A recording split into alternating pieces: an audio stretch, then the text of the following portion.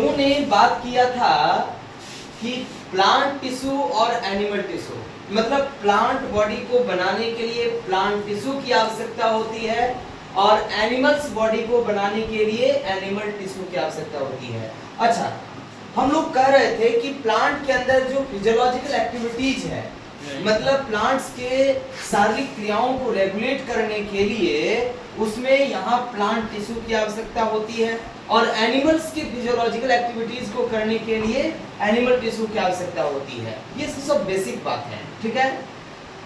लेकिन यहाँ हमें ये जानकारी उपलब्ध कराना है कि प्लांट के बॉडी को बनाने के लिए प्लांट टिश्यू की आवश्यकता तो होती है, परंतु प्लांट के जब पार्ट्स देखिएगा, मतलब रूट हो गया, स्टेम हो गया, लीफ हो गया, ये सब में अलग अलग टिश्यू आपको दिखाई पड़ेगा। कहीं कोई और टिश्यू है, कहीं और कोई और टिश्यू है, और सारे टिश्यू एक दूसरे से यहाँ मिलता जुलता नहीं होता है, मतलब उसका फंक्शन भी अलग होगा।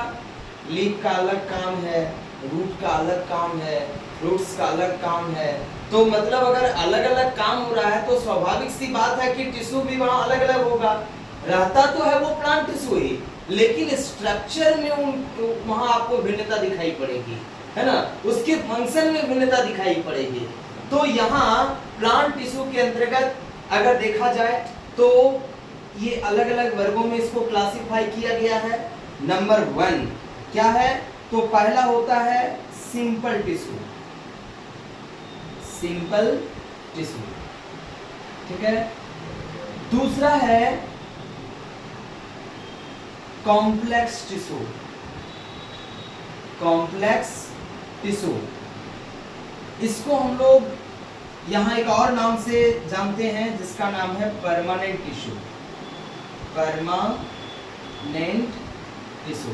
कहीं कहीं देखने को मिलेगा आपको सिंपल परमानेंट लिखा हुआ रहता है ना, मतलब वो परमानेंट टिश्यू सिंपल टिश्यू से ही बनता है, इसलिए उसको हम लोग सिंपल परमानेंट टिश्यू लिख देते हैं। बुक में ये सब बात लिखी हुई होगी, है ना, उससे घबराने की आवश्यकता नहीं है, ठीक है।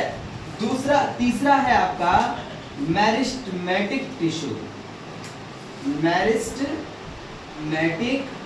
टिश्यू।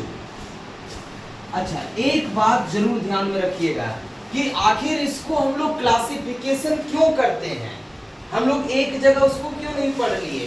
तो देखिए, जैसे समाज में अलग अलग व्यक्ति होते हैं, सबों की क्लासिफिकेशन है ना जी। कोई अगर शिक्षक है तो वो भाई शिक्षक है, कोई अगर काम करने वाले हैं, मजदूर हैं, तो उनको मजदूर के नाम से जाना जाता है।